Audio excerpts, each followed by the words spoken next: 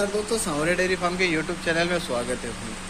दोस्तों सुबह के 7 बज रहे हैं और फार्म का काम हमारा ये मान के चलो कि 90% तक कंप्लीट हो गया है। शाम के 3 बजे तक के लिए चारा भी काट के आ गया है और बाहर का व्यू दिखा देता हूँ आपको, यकीन ना हो तो। ये देखो, चारा भी काट के आ गया है और अभी सूर्य नारायण भगवान भी बाहर नहीं निकले हैं। बिल्कुल सुबह सुबह का समय है और बारिश भी हट गई है। पीछे भी दिखा देता हूँ कि सूर्य नारायण भगवान अभी तक निकले नहीं है।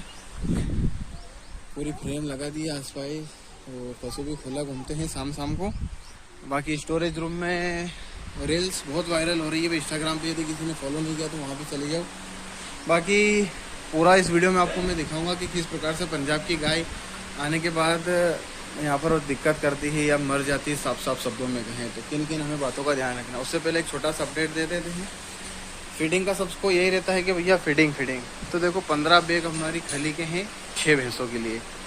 एक भैंस को 3 बैग पर मंथ भी लगता है तो 6 12 6 18, लेकिन अभी हम 3 बैग भी नहीं दे रहे हैं, ठीक है। और छोटे बच्चों के लिए अपना काफ ग्रोवर चल रहा है, 3 बच्चियाँ हैं और 5 बैग हमने मंगाए थे, ठीक है। 4 बैग की ये छल्ली है और एक खोल लिया है। इसमें काली जीरी रखी हुई है और ये जो अभी दूध का प्रोडक्शन कम है तो मिल्क मोर चल रहा है, ठीक है। यहाँ पर समृद्धि की बैग आपको एक भी नहीं दिखाई देगी, खाली भी नहीं दिखाई देगी, क्योंकि उसे अब बंद कर दिया हमने।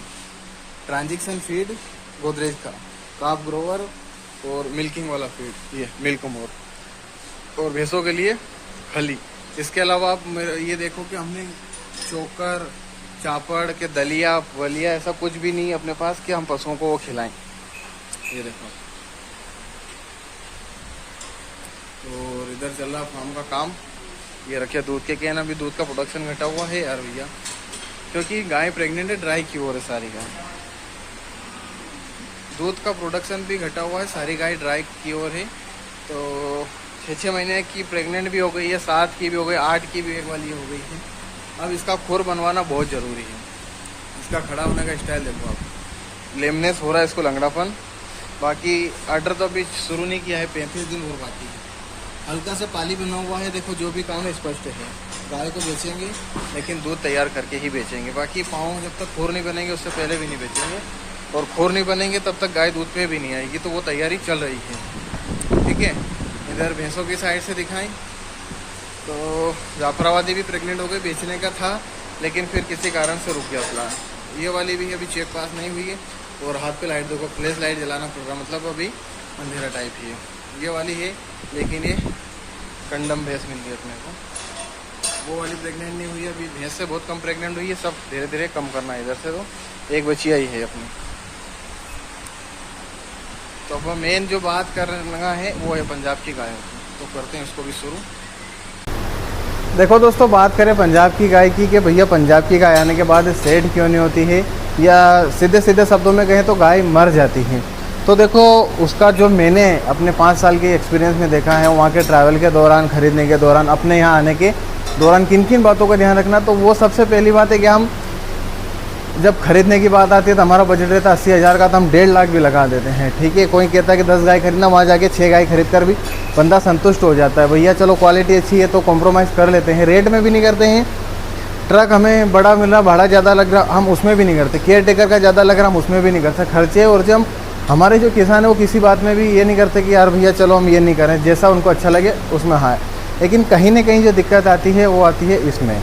ये है जो शेड अपना डेयरी फार्म का, इसमें सबसे बड़ी दिक्कत आती है। भाई देखो मेरे फार्म पर ये दीवार 2 3 और ये वाली 4 दीवारी में पैक एक गाय है, ठीक है। अब ये जो गोबर और जो पेशाब की जो मीथेन गैस बनती है बिल्कुल ऊपर जाती है और चादर के आसपास लपकती है, वहाँ से पंखे के माध्यम से डायरेक्ट गाय के ऊपर आती है। ये मेरे यहाँ का नहीं है, पूरे मेरे एमपी के हाल यही है। अब मैं आपको इधर का दिखाऊं तो हमने ऊपर तिरपाल लगा रखा है, वरना ये चादर को भी 3 साल हुए, नए चादर थे लेकिन पूरे ख़त्म हो गए। ये देखो आप तो तिरपाल लगाया, वरना इधर लाइट जलाने की ज़रूरत नहीं थी, इतना सारा उजाला था। कहीं कहीं तो इतना सारा पन्नी का पानी इकट्ठा हो गया है कि लकड़ी लगाकर उसे रोकना पड़ा है। इस तरह से चादर यदि फूट गए हैं तो कहीं ना कहीं समझो आपको मीथेन गैस का कितना बुरा प्रभाव पड़ता है। देखो यहाँ पर पूरा ख़त्म ही हो गया है। तो कहीं ना कहीं उस मीथेन गैस का इतना बुरा प्रभाव पड़ता है कि हमारा पशु न चाहते हुए भी उसकी डेथ हो ही जाती है। अब साफ बात करें तो मरने का चांस बहुत ज़्यादा है हमारे यहाँ आने के बाद, क्योंकि वो वातावरण हम दे नहीं पाते हैं। जहाँ पर यदि हमने फार्म से गाय खरीदी तो आपने देखा होगा कि वेल मेंटेन, हम यदि बात करें तो साइलेज में मंगवा लेते हैं, लेकिन यहाँ पर हम वो इलाका ऐसा खुला नहीं दे पाते। पंजाब में करते हैं क्या है कि बिल्कुल छोटा सा शेड लगा दिया और गाय को खुला रखा हमेशा। अब हम खुद यदि फार्म में अंदर खड़े रहेंगे तो हमारी आंखों में थोड़ी देर में जलन होने लग जाती है। तो ये तो हमारा पशुधन है, 24 घंटे एक ही जगह पर बंधा हुआ रहता है, तो कहीं ना कहीं ये दिक्कतें आती है मेरे भाई।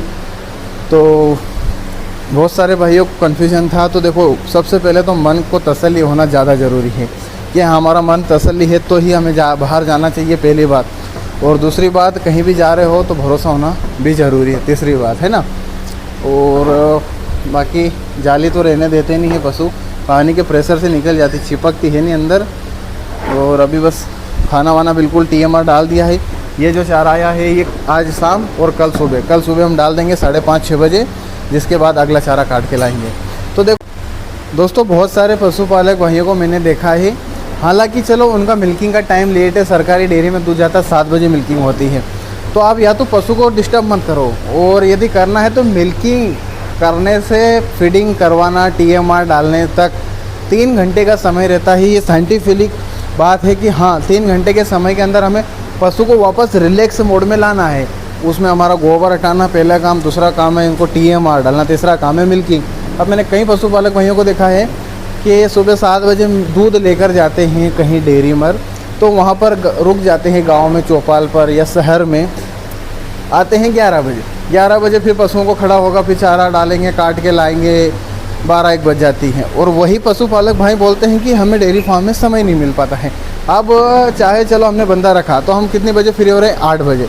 यदि हम नहीं भी रखते तो आपको पता है कि 9 बजे हम किसी भी कंडीशन में अगले दिन का चारा लाकर फ्री हो जाते हैं। तो कहीं ना कहीं वेल मैनेजमेंट इसे ही कहा जाता है। ये अपना खुद का एग्जांपल नहीं दे रहा हूँ मैं, बहुत सारे ऐसे फार्म है अपने पास जो कि हमारा 8 बजे काम हो रहा है, वो 6:30-7 बजे काम फ्री करवा देते हैं। उसमें होता क्या है कि जो काम करने वाला हमारा लेबर है उसे भी दिन में रिलैक्स मिल जाता है, और कहीं ना कहीं पशुओं को भी रिलैक्स करवाना बहुत ज़रूरी है। अब यदि हम नया बंदा रखते हैं और तुम दिन भर उससे काम करवाओगे तो बंदा यही बोलता है कि यार बहुत काम है।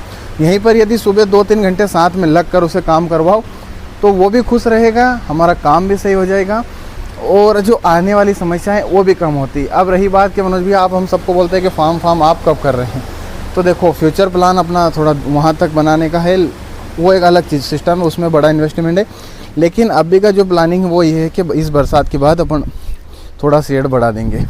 जो बड़ी हाइल्डर काव है वो यहाँ से चादर बढ़ाकर ये वाली जो रो है यहाँ से लगाकर यहाँ तक, ये जो गेट तक, इसमें चादर डाल देंगे तो पूरा खुला इलाका हो जाएगा, इधर से भी, इस साइड से भी और इधर से भी। इसमें गंवाण बना देंगे और यहीं पर गाय खुली रहेगी, ऊपर इस साइड पर सीमेंट के चादर डाल देंगे।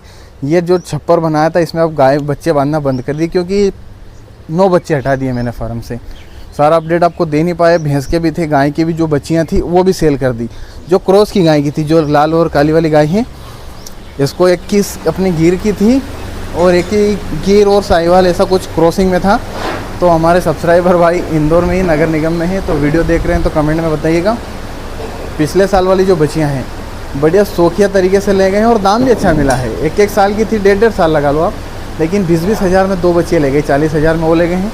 अब ये काली वाली गाय की ये वाली बच्चियाँ वापस है, और ये अपनी लाल वाली की अब ये वापस साहिवाल और गिर में क्रॉस है। इसकी माँ साहिवाल है और ये गिर का सीमन है। तो उन्होंने बोला कि भैया ये भी हमें दे देना। तो कहीं ना कहीं देखो अच्छा सीमन लगाओगे तो फ़ायदा ये भी। अब देखो हम इनको तैयार नहीं कर रहे हैं, कमेंट में मत करना कि भैया बस बच्चे दुबले, तैयार नहीं कर रहे, बस एक इनको जिंदा रख रहे हैं। और हम डेयरी फार्म कर रहे हैं तो झूठी बात करते नहीं है भाई, जिसको अच्छा लगे देखना चाहिए, नहीं लगे तो छोड़ के चले जाना चाहिए। लेकिन अपना ये काम नहीं कि हाँ हम बड़ी बड़ी बातें करें। बाकी उम्मीद है कि आपको वीडियो पसंद आया होगा, क्योंकि बात देखो भाई, हो सकता है कि तरीका अलग हो लेकिन बात सही है, ठीक है। तो हमेशा ये कोशिश करो कि पंजाब से गाय लाने से पहले शेड ऐसा डिज़ाइन करो जैसा पंजाब में है, ठीक है, वरना फिर आने के बाद बहुत दिक्कत होती है। हम क्या एक बंद केबिन बना लेते हैं, उसमें गाय को रखते हैं। मेरा खुद का भी मैं यही कह रहा हूँ कि आप नई गाय जब भी डालेंगे तब कुछ नया सिस्टम बनाएंगे, ठीक है। तो 15 सितंबर को निकलना है। महाराष्ट्र के सब्सक्राइबर भाई उनको गाय दिलवाने जाना है। तो यदि MP के कुछ गाड़ी बन रही हो आपकी तो आप मुझे बता दीजिएगा, आपकी इच्छा हो तो। साथ में आ जाना, वरना आप अपने हिसाब से देख भी सकते हैं। बाकी वीडियो कैसा लगा कमेंट के माध्यम से बताएगा जरूर। मिलते हैं बहुत जल्द, तब तक के लिए जय श्री राम।